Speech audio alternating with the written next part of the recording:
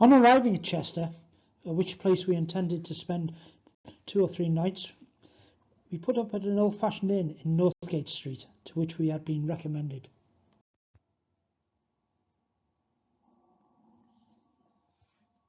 My wife and daughter ordered tea and its accompaniments, and I ordered ale, and that which should always accompany it, cheese. The ale I shall find bad, said I. Chester ale had a villainous character in the time of old Sean Tudor, who made a first-rate Englyn upon it, and it has scarcely improved since then. But I shall have a treat in the cheese.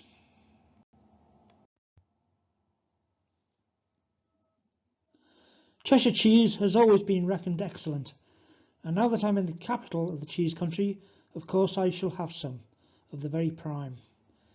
Well, the tea, loaf and butter made their appearance, and with them my cheese and ale. To my horror, the cheese had much the appearance of soap of the commonest kind, which indeed I found it much resembled in taste on putting a small portion into my mouth.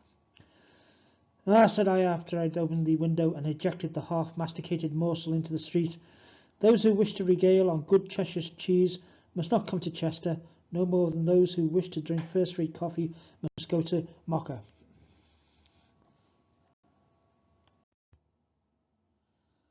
I now see whether the ale is drinkable. So I took a little of the ale into my mouth, and instantly going to the window, spirted it out after the cheese. Of a surety, said I, Chester ale be much the same quality as it was in the time of Sean Tudor, who spoke of it to the following effect. Chester ale, I could ne'er get it down. 'Tis made of ground ivy, of dirt, and of bran. 'Tis as thick as a river below a huge town. It's not lap for a dog, far less drink for a man.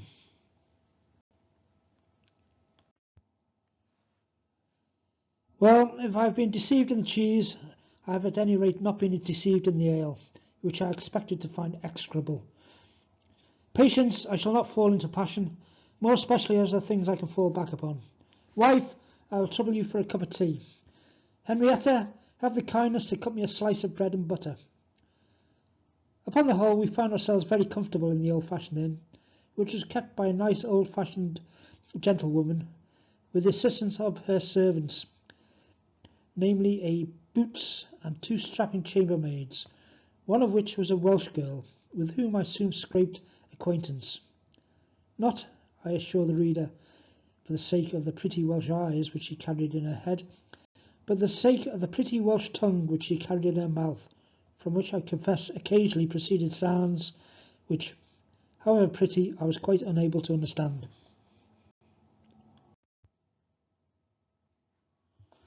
On the morning after our arrival, we went out together and walked up and down several streets. My wife and daughter, however, soon leaving me to go into shop, I strolled about by myself. Chester is an ancient town with walls and gates. A prison called a castle, built on the site of an ancient keep. An unpretending-looking red sandstone cathedral, 2 or 3 handsome churches, several good streets, and certain curious places called. The Chester Row is a broad-arched stone gallery running parallel with the street within the facades of the houses. It is partially open on the side of the street and just 1 story above it. Within the rows, of which there are 3 or 4, are shops, every shop being on that side which is furthest from the street. All the best shops in Chester are to be found in the rows. These rows, to which you ascend by stairs up narrow passages, were originally built for the security of the wares of the principal merchants against the Welsh. Should the mountaineers break into the town, as they frequently did, they might rifle some of the common shops, where their booty would be slight, but those which contained the more costly articles would be beyond their reach. For at the first alarm, the doors of the passages, up which the stairs led, would be closed, and all access to the upper streets cut off, from the open arches of which missiles of all kinds, kept ready for such occasions, could be discharged upon the intruders, who would be soon glad to beat a retreat. These rows and the walls are certainly the most remarkable memorials of old times which Chester has to boast of. Upon the walls it is possible to make the whole compass of the city, there being a good but narrow walk upon them. The northern walls abuts upon a frightful ravine, at the bottom of which is a canal. From the west and onwards there is a noble view of the Welsh hills. As I stood gazing up the hills from the wall, a ragged man came up and asked me for charity. "Can you tell me the name of that tall hill?" said I, pointing in the direction of the southwest.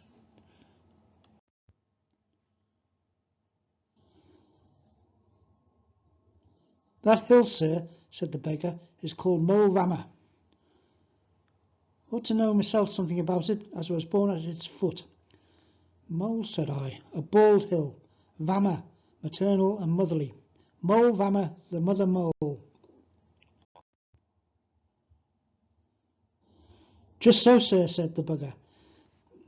"I see you are a Welshman, like myself, though I suppose you come from the south. Moel Vammer is the mother mole, and is so called because it is the highest of all the moles." "Did you ever hear of a place called Mold?" said I. "Oh yes, your honour," said the beggar, "many a time, and many's the time I've been there." "In which direction does it lie?" I said. "Towards Moel Vammer, your honour," said the beggar, "which is a few miles beyond it. You can't see it from here, but look towards Moel Vammer and you will see over it."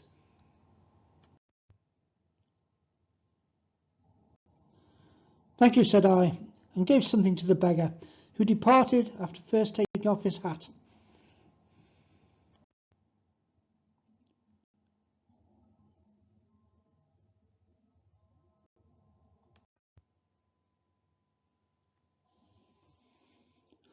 Long and fixedly did I gaze in the direction of Mold.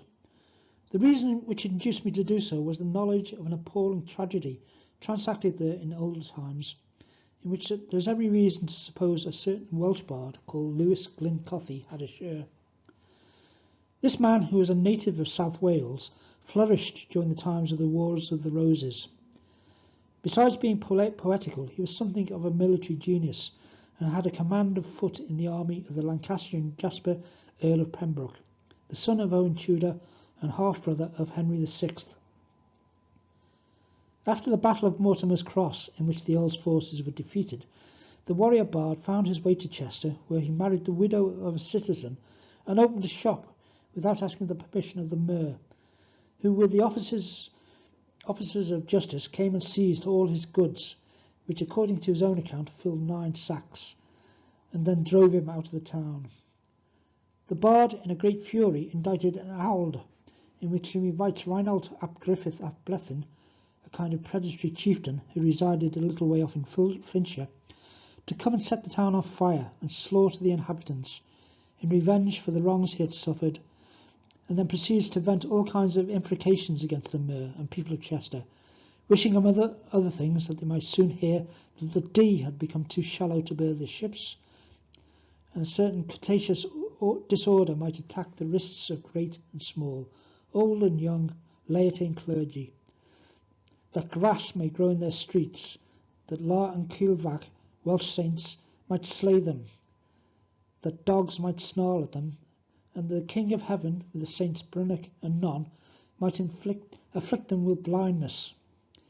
Which piece, however ineffectual in inducing God and the saints to visit the Chester people with the curses with which the furious bard wished them to be afflicted, seems to have produced something of its intended effect on the chieftain, who shortly afterwards, on learning that the Mayor and many of the Chester people were present at the fair of Mold, near which place he resided, set upon them at the head of his forces, and after a desperate combat, in which he took the Mayor prisoner and drove those of his people who survived into a tower, which he set on fire and burnt, with all the unhappy wretches which it contained, completing the horrors of the day by hanging the unfortunate Mayor. Conversant as I was with all the strange history, is it wonderful that I looked with great interest from the walls of Chester in the direction of Mould?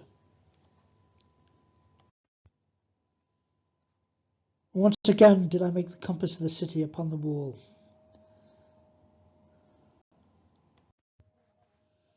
Having walked around the city for the second time, I returned to the inn.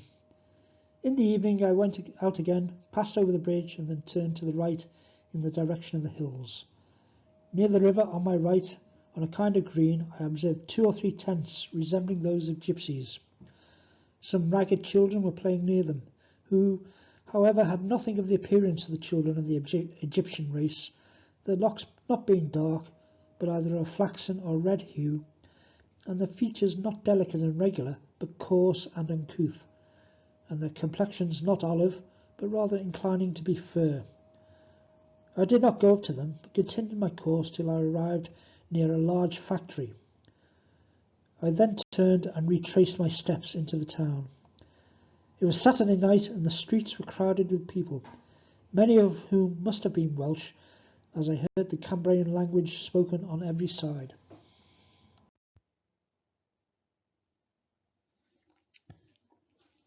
On the Sunday morning, as we sat at breakfast, we heard the noise of singing in the street. Running to the window, we saw a number of people bareheaded, from whose mouths the singing or psalmody proceeded. These, on inquiry, we were informed, were Methodists, going about to raise recruits for a grand camp meeting, which is to be held a little way out of the town.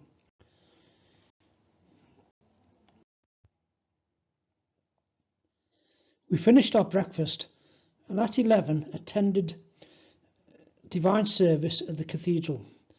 The interior of this holy edifice was smooth and neat, strangely contrasting with its exterior, which was rough and weather-beaten. We had decent places found for us by a civil verger, who probably took us for what we were, decent country people. We heard much fine chanting by the choir, and an admirable sermon preached by a venerable prebend on tares and wheat. The congregation was numerous and attentive. After service we returned to our inn, and at 2 o'clock dined. During dinner, our conversation ran almost entirely on the sermon, which we all agreed was one of the best sermons we had ever heard, and most singularly adapted to country people like ourselves, being on wheat and tares. When dinner was over, my wife and daughter repaired to a neighbouring church, and I went in quest of the camp meeting, having a mighty desire to know what kind of a thing Methodism at Chester was. I found about 2,000 people gathered together in a field near the railway station. A wagon stood under some green elms at one end of the field, in which were 10 or a dozen men with the look of Methodist preachers. One of these was holding forth the multitude when I arrived, but he presently sat down, I having, as I supposed, only come in time to hear the fag end of his sermon. Another succeeded him, who, after speaking for about half an hour, was succeeded by another. All the discourses were vulgar and fanatical, and in some instances unintelligible, at least in my ears. There was plenty of vociferation, but not one single burst of eloquence. Some of the assembled appeared to take considerable interest in what was said, and every now and then they showed they did by devout hums and groans. But the generality evidently took little or none, staring about listlessly and talking to one another. Sometimes, when anything particularly low escaped from the mouth of the speaker, I heard exclamations of, "How low? Well, I think I could preach better than that," and the like. At length, a man of about 50, pock-broken and somewhat bald, began to speak. Unlike the others, who screamed, shouted, and seemed in earnest, he spoke in a dry, waggish style, which had all the coarseness and none of the cleverness of that of old Rowland Hill, whom I had once heard. After a great many jokes, some of them very poor, and others exceedingly threadbare, on the folly of those who sell themselves to the devil for little temporary enjoyment, he introduced the subject of drunkenness, or rather drinking fermented liquors, which he seemed to think was the same thing. And many a sorry joke on the folly of drinking them did he crack, which some half dozen amongst the concourse applauded. At length he said, "After all, brethren, such drinking is no joking matter, for it is the root of all evil. Now, brethren, if you all get to heaven and cheat the enemy of your souls, never go into a public house to drink, and never fetch any drink from a public house. Let nothing pass your lips in the shape of drink, stronger than water or tea. Brethren, if you would cheat the devil, take the pledge and become teetotalers. I am a teetotaler myself, thank God, although once I was a regular Lushington." Here ensued a burst of laughter in which I joined, although not at the wretched joke, but at the absurdity of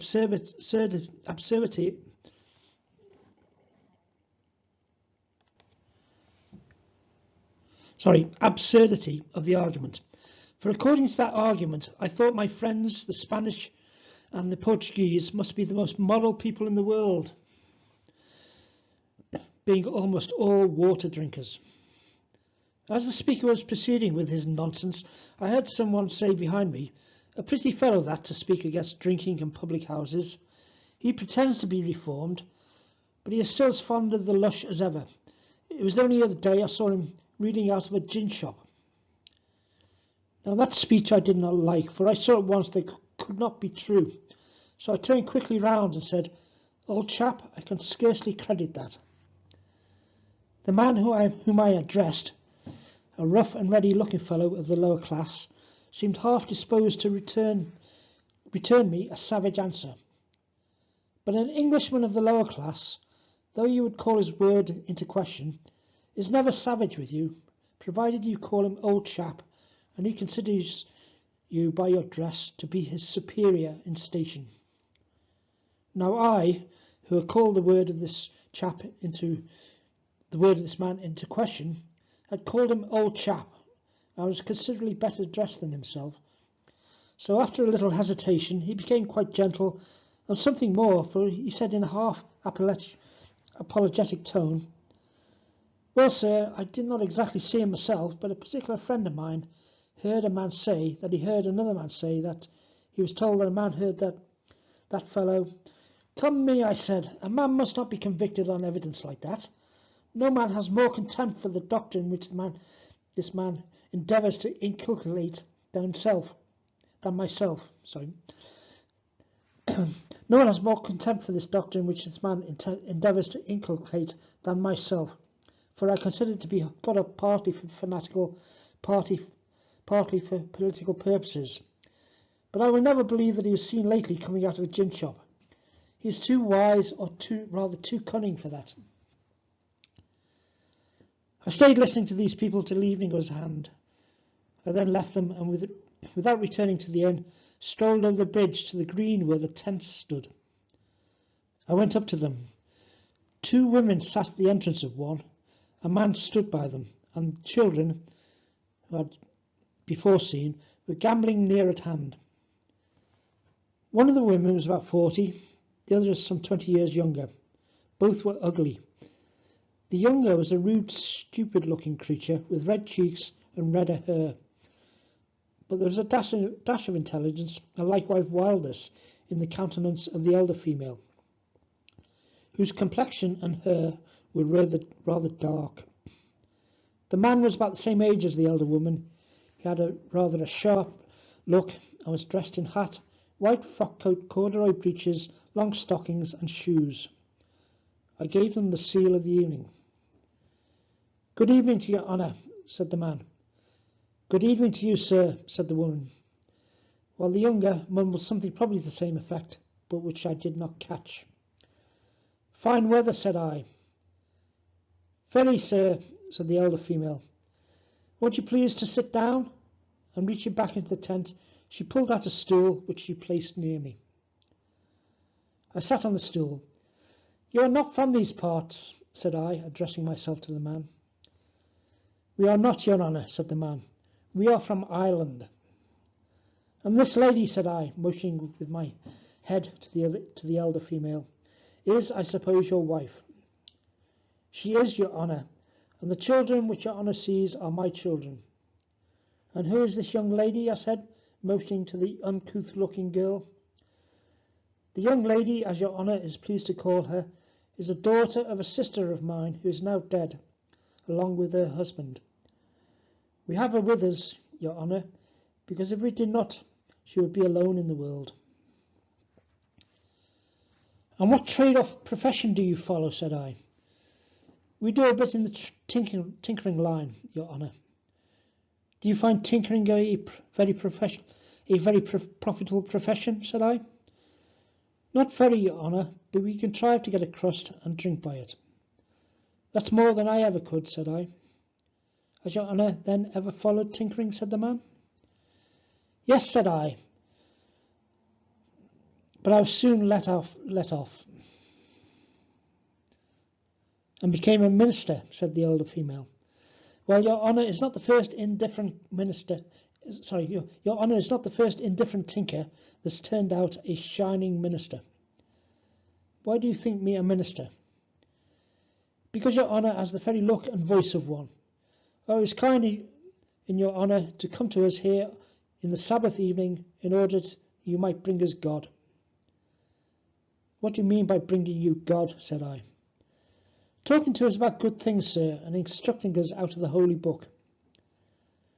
I am no minister, said I. Then you are a priest. I am sure that you are either a minister or a priest. And now that I look upon you, sir, I think you look more like a priest than a minister. Yes, I see you are a priest. Oh, your reverence, give us God. Pull out the crucifix from your bosom and let us kiss the face of God. Of what religion are you? Said I. Catholics, your reverence. Catholics are we all. I am no priest. Then you are a minister. I am sure that you are either a priest or a minister. Oh, sir, pull out the holy book and instruct us from it this blessed Sabbath evening. Give us God, sir, give us God. And would you, who are Catholics, listen to the voice of a minister? That we would, sir. At least I would. If you're a minister, and a good minister, I would soon as listen to your words as those of Father Toban himself. And who is Father Toban? A powerful priest in these parts, sir, who has more than once eased me out of my sins and given me God on the cross. Oh, and a powerful and comfortable priest is Father Toban. And what would you say if you were to know that you asked for God from a minister? I do not know, and I do not much care if I get God. I don't care whether I get it from a minister or a priest. Both have him, no doubt, only give him in different ways. Oh, sir, do give us God. We need him, sir, for we are sinful people. We call ourselves tinkers, but many is the sinful thing. Bodar hust, said the man. Irish words tantamount to be silent. I will not be hushed, said the woman, speaking English. The man is a good man, and he will do us no harm. We are tinkers, sir, but we do many things besides tinkering, many sinful things, especially in Wales, whither we are soon going again. And I want to be eased of some of my sins before I go into Wales again. And so do you, Turlough, for you know how you are sometimes haunted by devils at night in those dreary Welsh hills. Oh, sir, give us comfort in some shape or other, either as a priest or a minister. Give us God, give us God. I am neither priest nor minister, said I, and I can only say, Lord, have mercy upon you. Then getting up, I flung the children some money and departed. We do not want your money, sir, screamed the woman after me. We have plenty of money. Give us God, give us God. Yes, your honour, said the man, give us God. We do not want money. And the uncouth girl said something which sounded very much like give us God, but I hastened across the meadow, which is now quite dusky, and was presently in the inn with my wife and daughter.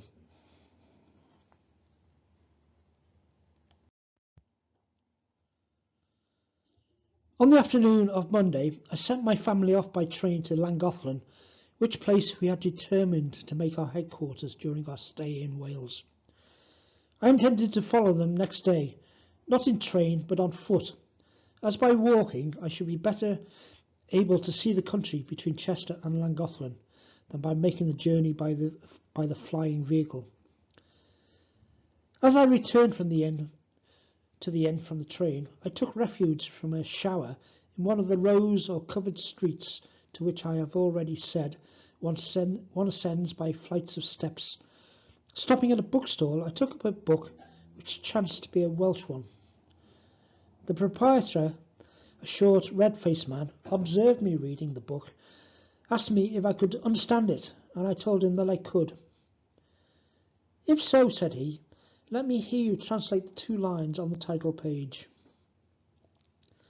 "Are you a Welshman?" said I. "I am," he replied. "Good," said I, and I translated into English the 2 lines which were a couplet by Edmund Price, an old Archdeacon of Merion, celebrated in his day for wit and poetry. The man then asked me from what part of Wales I came, and when I told him that I was an Englishman, was evidently offended, either because he did not believe me, or, as I'm more inclined to believe, did not approve of an Englishman's understanding Welsh. The book was the life of the Reverend Richards, and was published at Caerleon, or the City of the Legion, the appropriate ancient British name for the place now called Chester, a legion having been stationed there during the occupation of Britain by the Romans. I returned to the inn and dined, and then, yearning for society, descended into the kitchen and had some conversations with the Welsh maid. She told me that there were a great many Welsh in Chester, from all parts of Wales, but chiefly from Denbighshire and Flintshire, which latter was her own county. That a great many children were born in Chester of Welsh parents and brought up in the ear of God and love of the Welsh tongue. That there were some who had never been in Wales, who spoke as good Welsh as herself or better. That the Welsh of Chester were of various religious persuasions, that some were Baptists, some Independents, but the greater part were Calvinistic Methodist. That she herself was a Calvinistic Methodist. That the different persuasions had their different chapels in which God was prayed to in Welsh. That there were very few Welsh in Chester who belonged to the Church of England, and that the Welsh in general did not like the Church of England worship, as I soon found out if I went into Wales.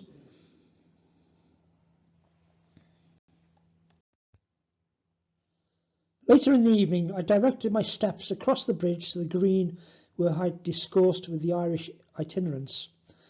I wished to have some more conversation with them respecting their way of life, and likewise, as they had so strongly desired it, to give them a little Christian comfort, for my conscience reproached me for my abrupt departure on the preceding evening. On arriving at the green, however, I found them gone, and no traces of them but the mark of the fire and a little dirty straw. I returned, disappointed and vexed, to my inn. Early the next morning I departed from Chester for Llangollen, distant about 20 miles. I passed over the Noble Bridge and proceeded along a broad and excellent road, leading in a direction almost due south through pleasant meadows. I felt very happy, and no wonder. The morning was beautiful, the birds sang merrily, and a sweet smell proceeded from the new-cut hay in the fields. And I was bound for Wales. I passed over the River Allen and through 2 villages called, as I was told, Pulford and Marford, and ascended a hill. From the top of this hill the view is very fine. To the east are the highlands of Chester, to the west the bold hills of Wales, and below, on all sides, a fair variety of wood and water, green meads and arable fields. "You may well look around, master," said a waggoner, who, coming from the direction in which I was bound, stopped to breathe his team on the top of the hill. "You may well look around. There isn't such a place to see the county from, far and near, as where we stand. Many come to this place to look about them." I looked at the man, and I thought, I had never seen a more powerful-looking man. He was about 6 foot 2 inches high, immensely broad in the shoulders, and could hardly have weighed less than 16 stone. I gave him the seal of the morning and asked him whether he was Welsh or English. English, master. English. Born on the other side of Peaston, pure Cheshire, master. I suppose, said I, that a few Welshmen, such big fellows as yourself. No, master, said he with a grin. There are few Welshmen so big as I, or yourself either. They are small men mostly, master, them Welshers, very small men. And yet the fellows can use their hands. I am a bit of a fighter, master, at least I was before my wife maybe joined the Methodist connection. And I once fought with a Welshman at Wrexham. He came from the hills and he was a real Welshman, and shorter than myself by a whole head and shoulder. But he stood up against me and gave me more than play for my money, till I gripped him, flung him down, and myself upon him, and then, of course, 'twas all over for him.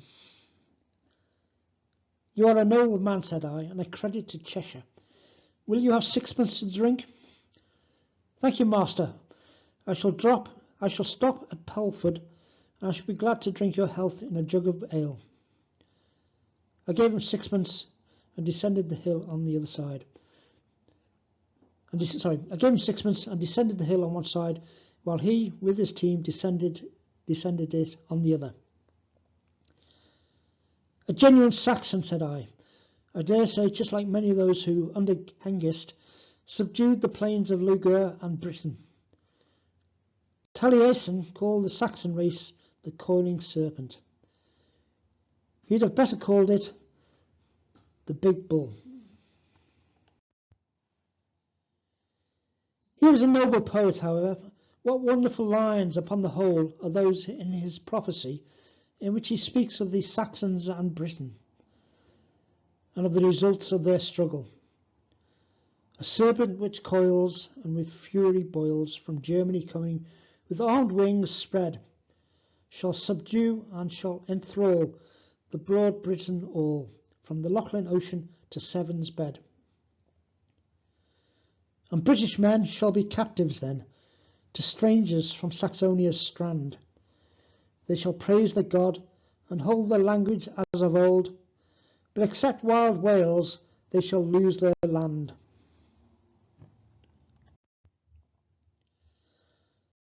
I arrived at Wrexham, and having taken a very hearty breakfast at the principal inn, for I felt rather hungry after a morning's walk of 10 miles, I walked about the town.